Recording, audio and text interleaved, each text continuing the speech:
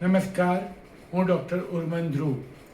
આપણે વાતો કરી રહ્યા છીએ ઘઉં ચોખા કરતાં બાજરી જુવાર વધારે સારા. એ માન્યતા સાચી છે કે ખોટી એ જાણવા માટે ગ્લાયસેમિક ઇન્ડેક્સ અને ગ્લાયસેમિક લોડ બંને જાણવું જરૂરી છે. મોટાભાગના લોકો ગ્લાયસેમિક ઇન્ડેક્સ જાણી અને અટકી જાય છે, પણ એ વાત ખોટી છે. ગ્લાયસેમિક ઇન્ડેક્સ આપણને જણાવે કે આપણા ખોરાકમાં રહેલું કાર્બોહાઈડ્રેટ એટલે કે ધાન કેટલી ઝડપથી લોહીની સુગર વધારે. પણ ગ્લાયસેમિક લોડ એ બતાવે કે તમે જે પ્રમાણમાં ખોરાક ખાધો એમાંથી કાર્બોહાઈડ્રેટ કેટલી સુગર વધારે. શબ્દોમાં ફેર જોઈ લેજો, કેટલી ઝડપે ગ્લાયસેમિક ઇન્ડેક્સ અને કેટલી એ ગ્લાયસેમિક લોડ. મતલબ કે ગ્લાયસેમિક લોડ જેમ વધારે એમ ખોરાક લેવાથી સુગર વધવાનું પ્રમાણ વધારે. ગ્લાયસેમિક ઇન્ડેક્સ જેમ વધારે તેમ એ ખોરાક લેવાથી સુગર વધવાની ઝડપ વધારે. તો ગ્લાયસેમિક ઇન્ડેક્સ અને ગ્લાયસેમિક લોડ વચ્ચેનો આ ડિફરન્સ છે.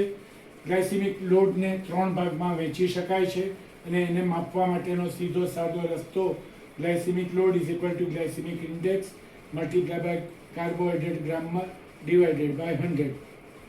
એક ઉદાહરણ લઈએ કે તરબૂચનો ગ્લાયસેમિક ઇન્ડેક્સ 72 છે, જે ઘણો વધારે કહેવાય. મતલબ કે તરબૂચ ખાવાથી સુગર બહુ ઝડપથી વધે, પણ તરબૂચનો ગ્લાયસેમિક લોડ 4 કે 5 છે. મતલબ કે એને ખાવાથી સુગર બહુ ના વધે, ઝડપથી વધે. એટલે આ વસ્તુ જાણવાનો ફાયદો શું? તો ગ્લાયસેમિક લોડ જેમ ઓછો એમ ડાયાબિટીસ અને વજન બંને કાબૂમાં રહી શકે. અને એ કરવા માટેના રસ્તા: નંબર 1, ખોરાકની માત્રા ઉપર ધ્યાન રાખવાનું. નંબર 2, રેસાવાળો પદાર્થ વધારે લેવાનો. નંબર 3, પ્રોસેસ ફૂડ એવોઇડ કરવાનું અને ફળોનો જ્યુસ લેવાને બદલે આખા ફળો ખાવાના. તો ગ્લાયસેમિક લોડ ઓછો કરવાના આ 4 મુખ્ય ઉપચાર છે. કહેવાનો મતલબ, સંદેશો એ છે કે ફક્ત ખોરાક શું ખાઓ એ મહત્વનું નથી, પણ કેટલો ખાઓ એ પણ ખૂબ મહત્વનો છે. અને એટલે જ ગ્લાયસેમિક લોડ માપવો જરૂરી છે. આખી ચર્ચા આપણે કરી છે અલગ અલગ ધાનમાંથી કયું વધારે સારું.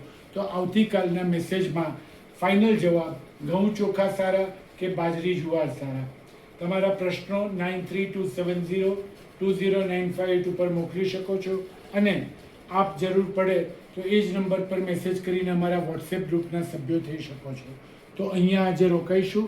ડૉક્ટર ધ્રુવ તરફથી નમસ્કાર.